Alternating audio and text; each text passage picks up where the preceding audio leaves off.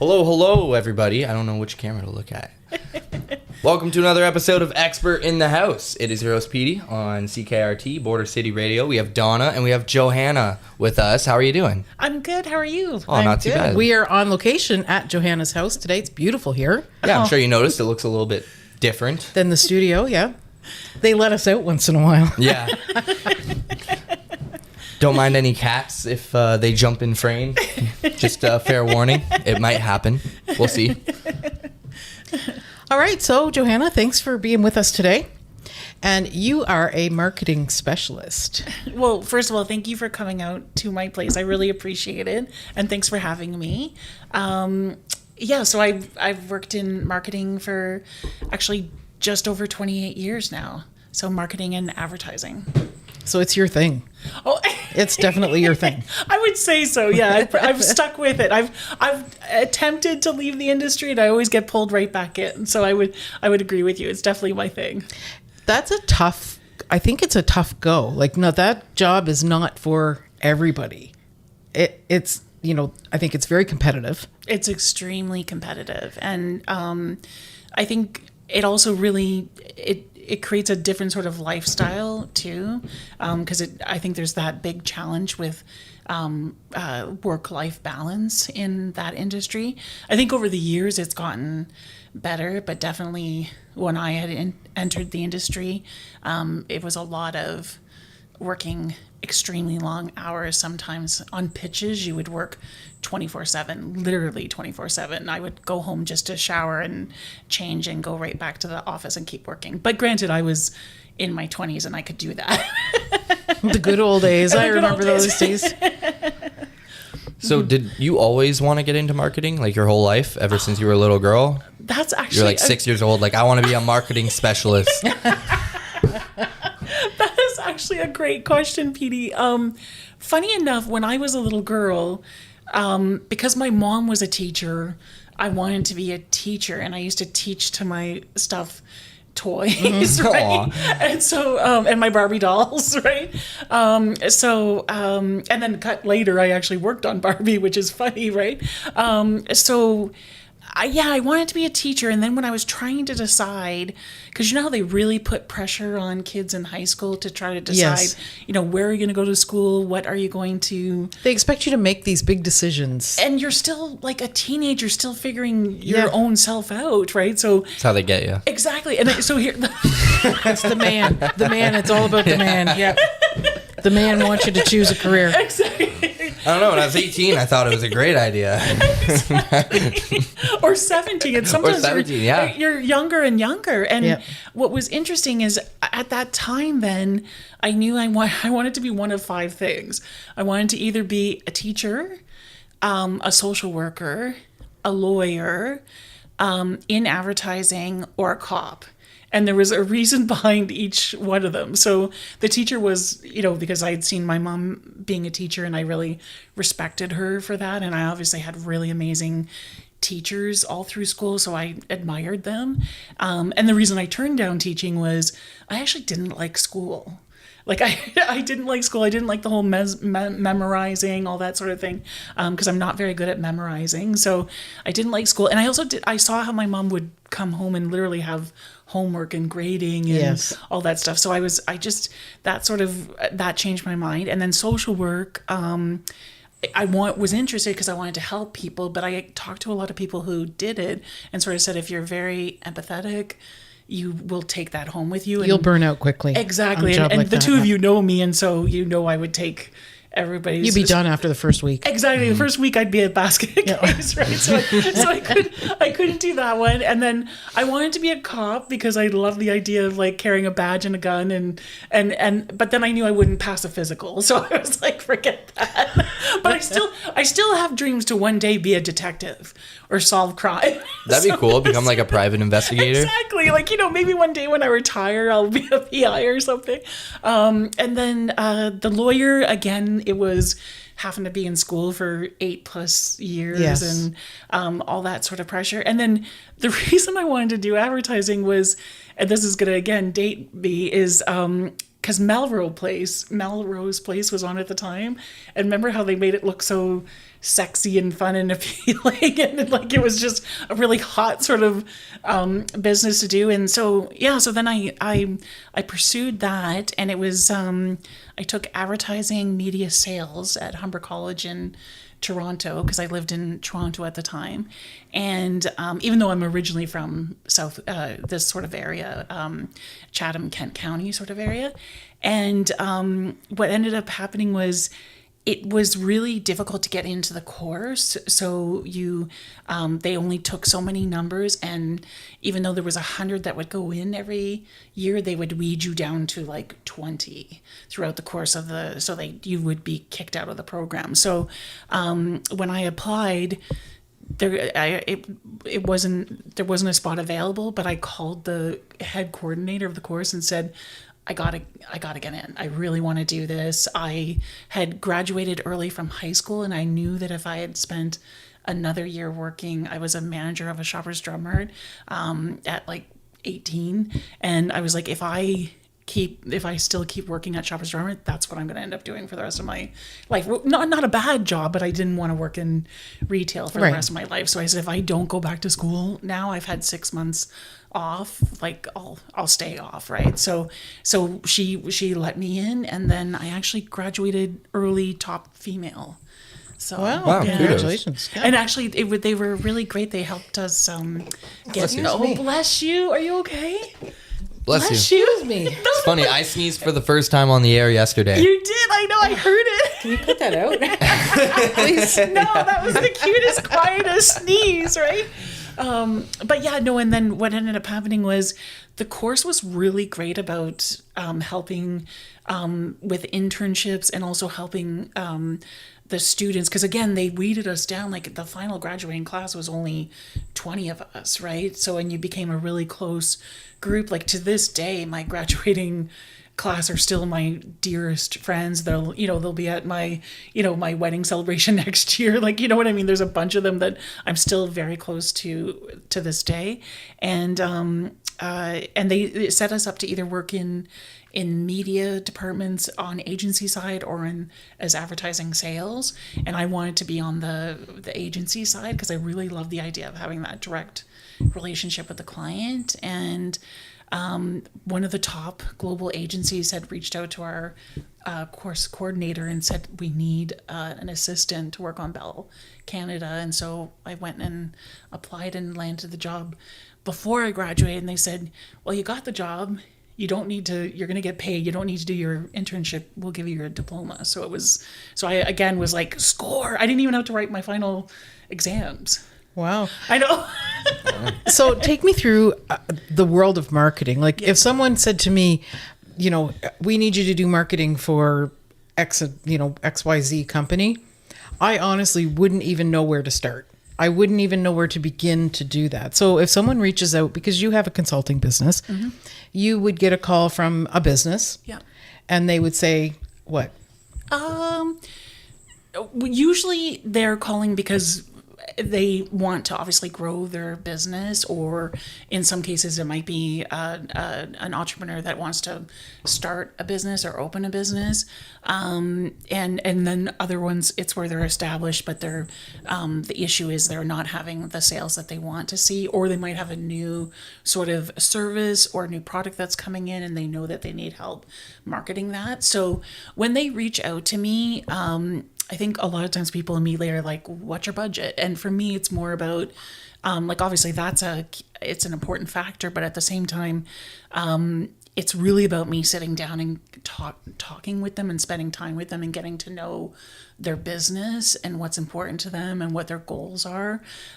Because I think you really can't give somebody proper advice when it comes to advertising and marketing if you don't know what they're really trying to achieve. Like not only this year, but what's their long-term goals with their business? Like what do they see that happening? Do they see this being one location? Do they see it expanding? Like what is their long-term growth plan? And I think a lot of times, certain, especially on the sales side, people will work with clients and be just sort of forcing them to, like, I have this to sell and you need to, I'm just going to sort of push this on you and buy this because this is what I'm selling to you. And for me, working with clients, as I do also with working with CKRT Border City Radio, it's really about trying to understand what's important to the client and how can we actually put something together that makes the most sense for that client, so that way it's, it's the right program that they're sponsoring, or it's the right tactic, be that, a contest or something, a long-term on air, or like a live event, for example, right? So it's really trying to understand what's their goals are, and then obviously budget plays a component into that. But there's a lot of times there's things as a marketing consultant where I can also give them advice on how they can do things that don't actually cost them that much money in the end, right? Because there's a lot of things that can be done through social media and other tactics, and media releases and press releases that can really help get the word out there. How do you think now, because 20 years ago social media wasn't a thing? Yeah. Well, I think it was, but it barely, right? Yeah, well, and then also when I first started in 1996, the internet was just sort of being established. Like, yes. Internet advertising was just starting. So how do you think that has affected the marketing? Social media, it's interesting. Well, because first of all, internet, when it first sort of ramped up in the late 90s, early 2000s, that we really watched in the industry how advertising spend changed, right? Because like obviously when I first started out, it was very much about your traditional media vehicles. So like that was your television, your radio, or your out of home and your print vehicles, whether that's newspaper or magazines. And then when as the internet sort of evolved and became a total platform all to its own, with so many different options, that over the years has constantly taken advertising spend from traditional media. But now what happens is, in marketing, we really sort of approach it as we're really looking at sort of the entire landscape, because digital definitely has changed, not just from a social media standpoint, but just all the different tactics that you can do from a digital standpoint, because it's everything from, taking advantage of also the platforms that you as a client and actually some larger marketers have that already exist. So a lot of times when I've been working with especially larger clients, it's about, we always call it, what's your owned property. So make sure that you're taking advantage of the properties that you own. So like that's your website, that's your social media channels, that's, again, if depending the type of marketer that you are, you might have already established an audience even through newsletters and things like that. So how are you taking advantage of that to get the word out there about your new product that's coming out or about your new service that's available? So there's a lot of owned properties that you can, and you want to make sure that as you're putting together their marketing campaign for whatever campaign, or for whatever, when you're putting together the recommendation for their campaign, sorry, I think you probably just heard my cats tear up the stairs. So. It's all right. They're on a mission. I know, they're on a mission. They have the zoomies. So you always want to make sure that that you're considering all of those platforms together, so that way it's not just what you've paid, so the advertising vehicles that you're paying for, but it's also you're taking advantage of what you own. And then social media, as you mentioned, it also has continued to take a lot of advertising budgets. But I've also seen recently a lot of clients get quite frustrated with a lot of social media channels, and specifically with Meta, who, as you know, they own, Instagram and yes. Facebook, and they're constantly changing their platform all the time. And so I've seen a lot of advertisers actually start to sort of pull back on some of the advertising spend that they've had with Meta, just because they've, in some cases, sort of felt like, I could do this without having to spend all this money on Meta. I can do this sort of, it takes, like, you need to have the right people in place to be able to do it. It takes legwork and all that sort of thing. And then the other thing too, again, digitally, things have dramatically changed because everything's now about real-time bidding. And so everything just keeps evolving. So again, that's what's kind of exciting. And I think when you said, you've been doing this for 28 years, you really are into it. It's because it's never stayed the same. It's always changing. It evolves, yes. It's always quickly. changing. Yeah, and you really have to keep up. And I think, like you said too, that's why it's competitive, right? Because I think sometimes you can end up feeling like, oh gosh, did I get behind on what's currently in the marketplace? But it's constantly always evolving, and there's always something new and fascinating and interesting to sort of a new tactic to explore with a client where it makes sense. That's what I mean. That job is not forever. That I'm exhausted just listening to what your day sounds like. I am done. So what would you say to anybody that is starting out saying, you know what, I think I want to go into advertising. I think I want to go into marketing. Well, first of all, I always say that you want to talk to people that are actually in the business right now and have real conversations about what it really is like, because don't get me wrong, I have tons of friends in the industry that got married and had kids and all that kind of stuff, but it's really difficult, especially when you've got young children and families, and when you're on pitches, especially when you work for the larger organizations, like when you're in pitch mode, that's at least a week or two where you're not seeing your family, or then when you have to travel for work. And again, it just depends on the role that you have and, the client that you work on and that sort of thing. And then whether you're part of pitch teams or not. So you want to just make sure you have really honest conversations. And I always encourage people, like when they're in school, like high school students, or even those that are still in college and still deciding, have conversations with people that are actually doing the role, because most of the time they'll honestly answer you because you really want to know what's your real day-to-day life like, right? So and I definitely made some sacrifices, like as Donna and Petey know, I didn't get married until this year. Congratulations, by the way. Oh, thank you. And I never had kids, and that's why we've got our fur babies, Maverick and Goose. But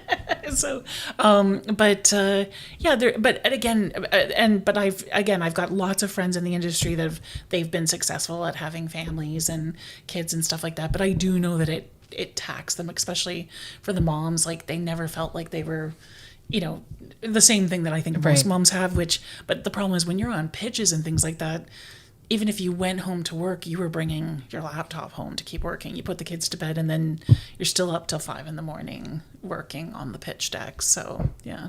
Wow. It can definitely be a little bit of a hard time managing life-work balance there for sure. I don't know if there is a balance. Yeah. It doesn't sound like it. Like certain points, it sounds like there is no balance. Yeah. But I think, and it's taken me, and you know me well enough that I still struggle with this even now. It's like having to set boundaries, like sort of saying, okay, I'm shutting down, because especially now in this day and age, like you're constantly working from home and you're on your devices, like you're always accessible, and I think you have to sort of set those boundaries. Yes, and sort of absolutely. say, and it really honestly comes down to like silencing the phone and, as you say, shutting down the laptop, and that's why I love working with you, because Donna will always promise to come and take my laptop to give me a break. Yeah. So for anyone that doesn't know, Johanna is part of our team, our CKRT team, and she does our media and marketing, revenue, all of that stuff. So it's fantastic to be able to sit and have this part of because when we talk, it's generally about our work. Yeah. Right. So it's kind of cool to hear the other side of it from you, over the years. So what's been your favorite that you've worked on? Oh gosh. Like client? Yeah, like for oh gosh, it's what's crazy is it's hard to pick a favorite, because I've been so lucky and worked on so many amazing accounts, like everything from like I mentioned at the beginning, I was on Bell and Scotiabank and FedEx, and then I transitioned over to another agency after 3 years and worked on Canada Trust and took them through the merger with TD. And we were part of that campaign that first did the TD chairs. The green chair. Yeah. Oh, it was so much and again, I've worked on so many great accounts, and then from there, and at that time I worked on Evian as well, and a bunch of a beverage company, and then transitioned to another agency agency as a director at the age of 26, and I worked on home hardware. I actually worked on one of the longest accounts that I worked on throughout my career was home hardware. So I guess if I had to say a favorite, it would be them because of how long I worked with them. But in all honesty, I was always lucky in the fact that I always really got along well with my clients, and I was always lucky to work on such great accounts. So you got to work on Disney too. Oh yeah, Disney, so then Barbie. Barbie. So that was after. And even when I was working on home hardware, we worked on a bunch of accounts at that time too. Like Enterprise was a part of that. GE Appliances. There was a bunch of different accounts that we worked on. We did a lot of sports marketing as well. So working with the NHL and the CFL and Rogers Center and Maple Leafs Sports Entertainment. Like a lot of fun. And I have to say, Blue Jays, worked with them a lot. Spent a lot of time in the Blue Jays box. So, that's really cool. Which was fun. It's a lot of fun. And then I ended up afterwards then transitioning again to another agency where I worked on, like you said, Disney and Procter & Gamble, which was a lot of fun. So I was working on Pampers and Bounty and then Disney parks, like you said, parks and resorts and Disney cruise lines, and got to spend a lot of time with the Disney characters, which, by the way, they never break character. They never break character. So like when they're in costume, they never break character. Like, so even behind the scenes, they never break character until they're out of... You think, God forbid, if the ship started sinking, they'd stay in character all the way to the end? Like, you'd have to be like Mickey Mouse, like trying to save people. Exactly. Yeah. You got Donald Duck, like, I'm golden, I'm good, I can float. Well, and like the princesses, the Disney princesses, yeah, they're so amazing. Like, you know how like you like spending time with them, they're like just beautiful. And then even when working on Barbie and Hot Wheels, because that was Mattel, we over the course of the time we had did things where we hired models to be Barbie, and it was just so much fun. Like, I'll never forget that we did this shoot one time where we did a whole Barbie closet, and it was just like every woman's dream, like a rainbow of high heel shoes in every color and sparkle and design, and even I just kept going into the pre-made closet, kind of going, I don't want to leave, right? Like, this is what you want, and every woman wants this in their home, right? So yeah, and then I worked on also Weight Watchers, then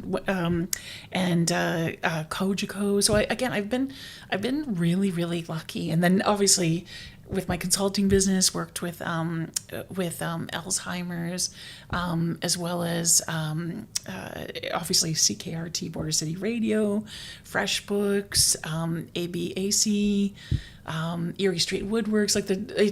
I've just really been lucky working on so many different accounts and brands. Like, and I feel bad because I know I'm missing one, so I don't want anyone to feel like. But yeah, no, there really isn't a favorite because I was really lucky and I worked. And they all had their different challenges. But to me, the challenges were, that's where you do your biggest learning, right? So, and what was nice is I always felt like it was a partnership. Like when I work with my clients, it really is, it's being a part of the team and it's a partnership. Yeah. So what would you say is the most satisfying part of, working with these big companies or any company really? Is it a matter of, do you like seeing the satisfaction from the customer? Do you like to see your plan be made and then watch it go into fruition? What's the most satisfying part of the whole process for you? I think that, again, great question, Petey. It's two things. One, it's really exciting if I'm working on either a tactic or a campaign that might be really complicated, and when it actually goes successfully, that's sometimes the biggest joy of the campaign. And then the other one is I'm always really excited to be able to show a client, like, sort of twofolds. It's kind of revolves around return on investment. So being able to say, okay, you have this amount of a budget, but we've been able to put together this marketing campaign that actually provides you X amount of this much more added value, and then doing the post campaigns afterwards and showing, not only did I promise you this added value going in, we secured even additional added value throughout the campaign. And then being able to tie it back to return on investment and showing how, like, either, whatever their objective was, like, show the increase in sales, show the increase in followers, show the increase, whatever it is that they were trying to achieve. It's being able to sort of, like, that's the whole point of doing the post reports and post campaign reports, is to be able to show this is what we had planned, this is what we achieved, and truly what we achieved for your business, to be able to tie it back to that it was a success. Because, like, because again, they have to report to their GM, their marketing department has to report to their GM to justify those budgets again for the following year. So yeah. Interesting. Well, so any final words that you want to send out to people that are, maybe thinking about following in your footsteps? Any advice for companies that may be thinking about, calling someone for a consulting? Yes. So first of all, so anyone that's thinking about getting into that line of work, you can always reach out to me and I'll give you honest answers and tell you what it's truly like. How do they get a hold of you? So it's on our website, CKRT Border City Radio, or on my website, which is www.jvconsulting.org. And also, my email's listed on both websites. And so they can reach out, and I'd happily answer anyone's questions anytime, and happily also get them into connection with other people in the industry if they are interested in a specific field that they're a little more interested in. Then also same thing with clients, they can reach out on the website as well as both websites. I'm forgetting one of the questions that you asked me. Sorry. For a company that is thinking about contacting you as for a consultation, yep. If they're thinking, well, I don't know what to ask, I don't even know where to start. It really is like, shoot an email and let's have a conversation. Because the thing is, I think a lot of times, especially some of the smaller clients or companies are worried, or entrepreneurs are worried, I can't afford a marketing consultant because they're going to charge X amount of dollars and I want all those dollars to go towards advertising. I've worked with small businesses as well as large businesses, and I can always put something together that makes sense for them, and it's always worth having the conversation. Oh, absolutely. And I'm going to say, from a personal standpoint, from being a business owner who has been working with you for months, if you are thinking about, maybe I need help, maybe I have to reach out, I don't know what to do, even if you send an email that says, I think I need to grow my business, I want to grow my business, I don't know where to start, help. Yeah. That's it. It can be as simple as that. And then, honestly, you've been a joy to work with. Oh.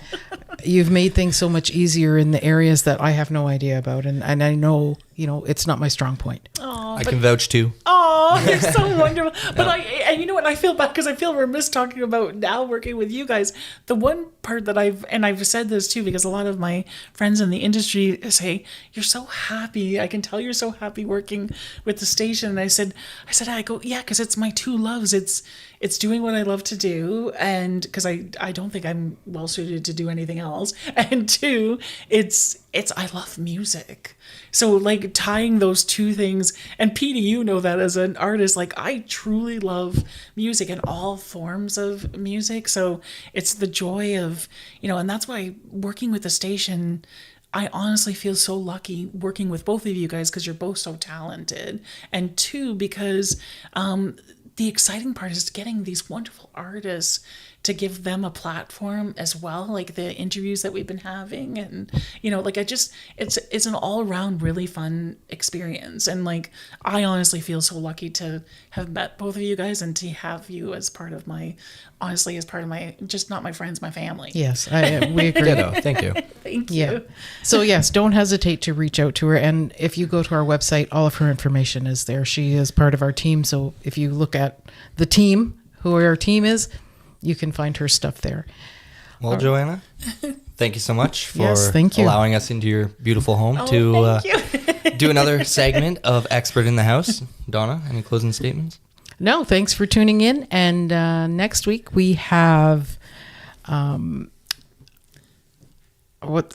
I'm actually trying to remember. something. No, Okay, we so- have Cindy. We have Cindy Bondi from Color Me Ready. Thank you. Yes. Okay. And she is going to do our colors the day before. Yes. And then we'll be able to kind of put a little bit of that on the air, because I've never had anything like that done. No, me neither. And she's a trained trained in color analysis, and she's also an amazing makeup artist and hairstylist. Oh, okay. I'm like, color, and I'm like, what?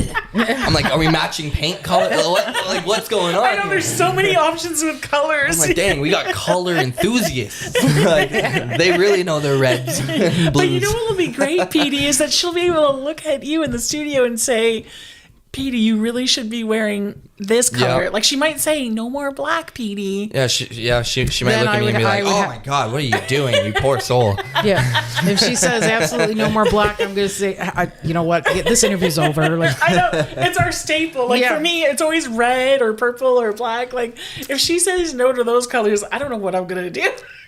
there may be tears. Yes, Yeah, exactly. maybe. Who knows? No, I'm really looking forward to that. So we've got some really good interviews coming up this weekend. We have on Saturday, we have Harboring Illusions that will be in at 10 o'clock on Saturday morning. That'll be fun. I think that's going to be a lot of fun. They're very talented. They are and very- they just released I think they're releasing a new album right now, or they just released an album. They're also up for an award with BizX. Yes. And speaking of, our very own here is up for an award. Oh, thank you. And it's in the... It's the 2024 Powerhouse Professional with BizX magazine. So if you feel inclined, Voting is open. yeah, and so is Harboring Illusions. Yes. And actually our real estate expert, Amanda Andrews, is up for real estate agent as well. And we share... part of our building is Erie Street Woodworks. They're in there. JKD Custom Metals is in there. We do some work with them. Yeah. Yeah. There's a lot of our... Notice it's all the people we work with. I know, right? Everybody's there's a getting... lot. Everybody's got- nominated for awards. We seem to carry that luck around. Yeah, exactly. ACS, Amherstburg Community Services, they're in there. Kathy. Yes. Oh, yeah. It's like that's everyone right. but us. I'm just playing. We're still But new. it's only because media companies. Yeah, couldn't be media a is part not of allowed it. in. Yeah. Ah, Yeah. Yeah, That's okay. we can't take it personally because they don't let any media in. that's okay. We can just talk about it. That's right. Anyway, that's it for this week. If you are listening on the station right now, just sit back, hang tight. You're going to hear some more awesome tunes from the 70s, 80s, and 90s. If you're watching on YouTube, make sure you go check out some of the other videos. I don't know, you might see one over here or over there, or I don't know, wherever There. you're seeing it. Who knows? It'll be there, though. And I hope you check it out, and I hope you like it. Have a good rest of your day. Bye. See you, Thanks, everybody. everybody. Thank you.